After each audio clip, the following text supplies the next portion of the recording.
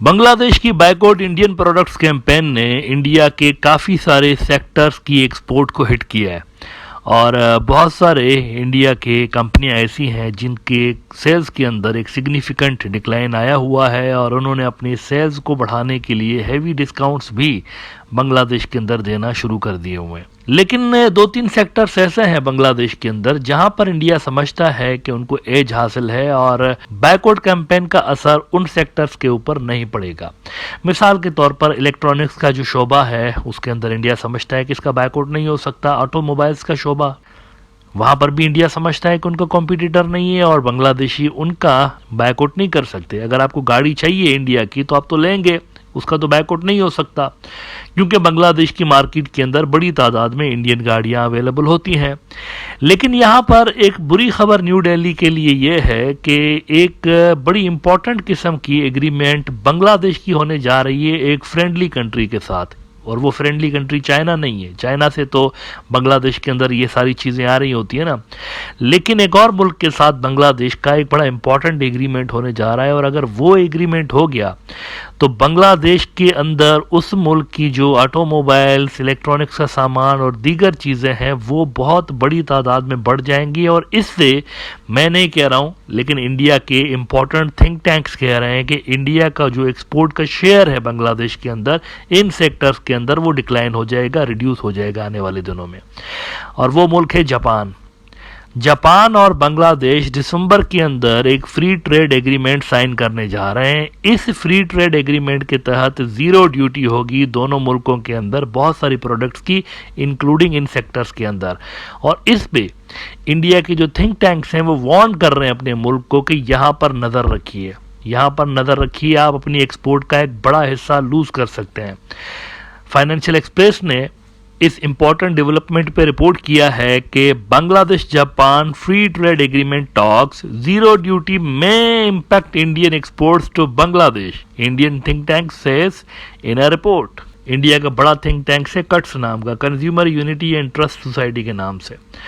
उन्होंने कहा है कि ये सारी जो डेवलपमेंट्स होने जा रही है हमारे हुकूमत को इस पर नज़र रखनी चाहिए। कहते हैं फाइनेंशियल एक्सप्रेस वाले कि a report by Indian think tank Skirts International has warned India about the possible impact of the proposed Bangladesh-Japan free trade agreement on its trade with Bangladesh।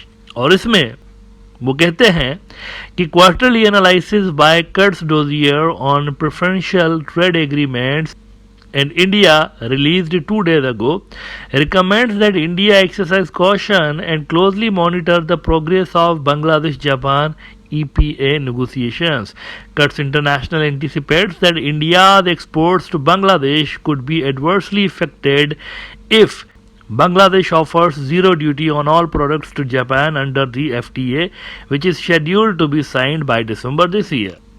कौन कौन से शोबे हैं उसके लिए वो कहते हैं कि several products in sector such as automobiles, metals, electricals and textiles may be largely impacted by the Bangladesh-Japan FTA according to the Kurtz International analysis of possible scenarios।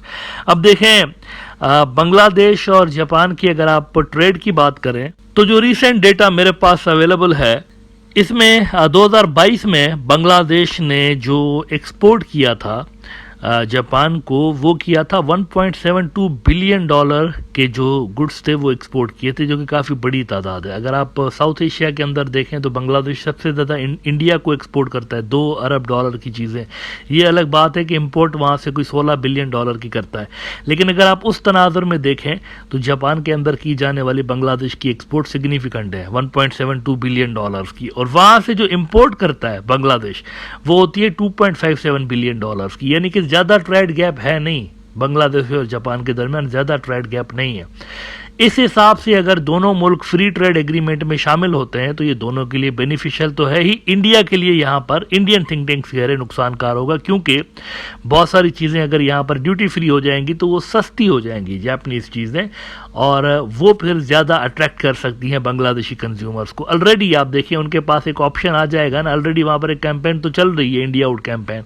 तो इंडिया आउट कैंपेन के दौरान इनके पास एक option हो जाएगा Japan की गाड़ियों का और जापान के इलेक्ट्रॉनिक्स का। और ये बात तो खैर कहने की ज़रूरत नहीं है कि क्वालिटी के हिसाब से दुनिया जानती है कि जापानीज जो गुड्स होते हैं वो काफ़ी बेहतर भी होते हैं। अच्छा, अब देखें इसी तरह की जो एक प्रपोजल है वो इंडिया और बांग्लादेश के दरमियान काफ़ी सालों से लेकर पेंडिंग है। इंडिया ने इसको पेंडिंग में रखा हुआ है। वो जो कंप्रीहेंसिव इकोनॉमिक पार्टनरशिप है दोनों मुल्कों के दरमियान, एक टॉक्स चल रहे हैं वहाँ पर 3-4 साल से लेके, वो खटाई में पड़े हुए हैं। और खटाई में इस वजह से पड़े हुए हैं क्योंकि इंडिया ने बिला वजह का उसके ऊपर 2-3 उसमें होल्ड लगा के रखे हुए हैं।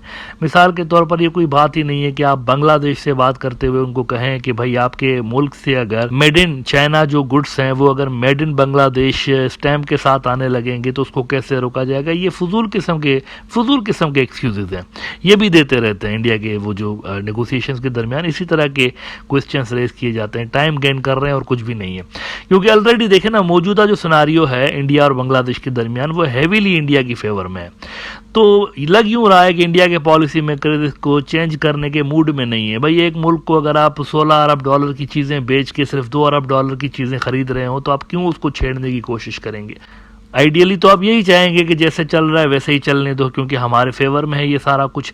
तो मुझे लगता है कि इंडिया सीरियस नहीं है इसके अंदर, कंप्रीहेंसिव इकोनॉमिक पार्टनरशिप एग्रीमेंट के अंदर सीरियस नहीं है। अगर वो सीरियस होते तो कर लेते। जापान ने देखें इसके बाद गालिबन इंडिया के बाद टॉक्स शुरू की थी बांग्लादेश के साथ और अब दिसंबर में वो फाइनलाइज करने जा रहे हैं और उस पर साइन करने जा रहे हैं।